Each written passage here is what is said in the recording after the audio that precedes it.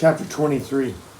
John followed his mom inside the tree line, where the soft sands gave way to hard soil so they could hike faster. Scrub brush lurked past the perimeter of the palm trees. The occasional skitter of critters, fleeing further inland, kept John feeling a little uneasy and a lot jumpy. "How are we going to find the treasure chest?" he asked his mom. "If it's here, it likely washed ashore," she said. "So we walk along the beach until we find it." John didn't want to be the one to say the obvious out loud. What if it sank to the bottom of the sea? He shook his head to lose the idea. "We better stay positive." "How much beach is there?" John asked. "My guess, 30, 40 miles of beach." His mom didn't break stride enough to even look over her shoulder. John hustled to keep up with her. "That's going to take forever." "Or a few days," she reassured him. John wanted to start running. Any day now, he'd be heading to the Bahamas with his dad. How long was the flight? Would he even be able to get away to help Mom if he was stuck in the first aid tent all day? "Don't worry, John. A few days isn't much compared to what I've been through." A couple of years here, he thought. That's true. As much fun as running around as a pirate was, John couldn't imagine this as his only life. No riding bikes, no Alyssa, no movie popcorn nights with Dad. "It's too bad I couldn't bring back something to help," John said, "like a horse or an ATV or anything." His mom laughed. Then she stopped and turned and shared a rare smile. "You're right. That is too bad." She laughed again. "I always used to hate the smell of gasoline-powered vehicles. All electric was my motto. But now, after trying wind power, something more reliable sounds just about perfect." John was still looking up at his smiling mom when he saw something gray curling towards the sky. "Smoke!" His mom whirled around and looked where John was pointing. "Maybe there are people there that can help us look." "Remember what I said, John? Hostile natives." "We don't know they're hostile. When you've been here as long as I have, you know everyone's hostile." His mom looked back at him, tilted her head towards her shoulder. "Not Blackbird and his crew. They're not hostile." John thought back to how they almost surrendered to him, a boy, when they thought he was Blackbeard. "I can't imagine them hurting anyone. And that's why they keep me around. They need me to be the hostile one," she said. John sighed. As amazing as his action-adventure mom was, he wanted his old mom back. He just had to get her home.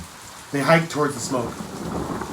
It was coming from a wood sign nailed to a palm tree. It was painted blood red and the words read, "Danger.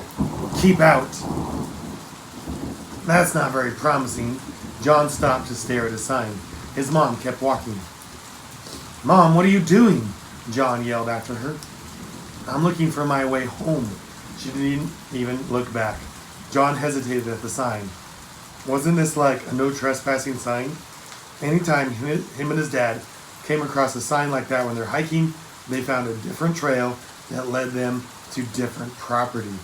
If these things really were hostile natives, and they had a warning sign to stay away, John suddenly felt that it was probably a good idea to heed their advice and keep out. "What if there's real danger?" John yelled at his mom. "John, go back to the ship. Wait there for me." Then she continued into the bushes. John took a deep breath. He was going to follow her, or he was going to go back to the ship. He had to choose. He looked behind him to the Dragon of Plunder. It was out of sight beyond the bend. He looked back ahead, seeing a slight trail in the ground leading in the direction his mom had gone. "I've gone too far to turn back now," he thought.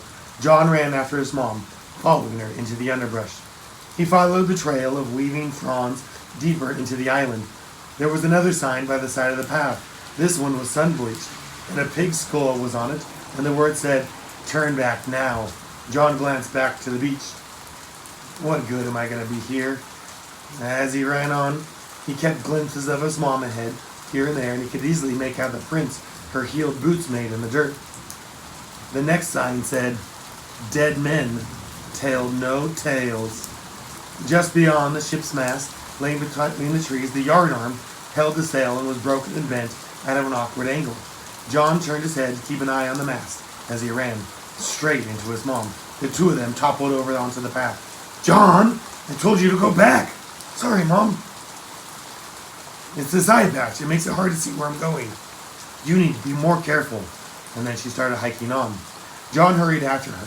The underbrush grew sparse and ropes were tied between some of the trees, leading to the horizontal sails strung out into a canopy of piles of trees and timber. John squinted with his one good eye.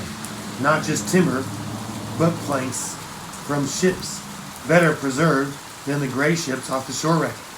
A wood sign with painted letters said, Settlement of Hard Bargain. Below that it said Population 2, but the number 2 was crossed out, and now it said 1.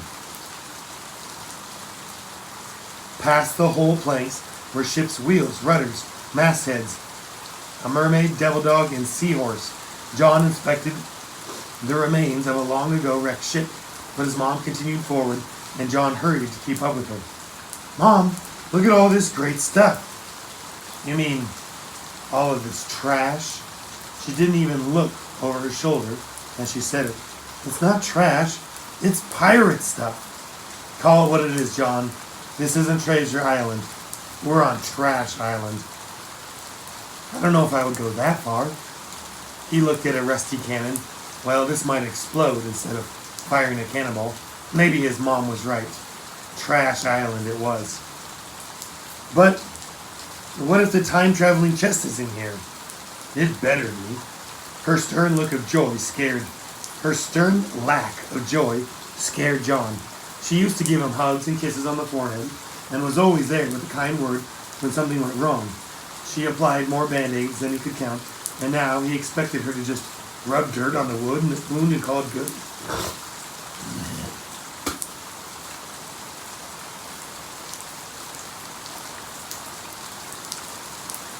Is this land going to harden me and make me like my mom is now?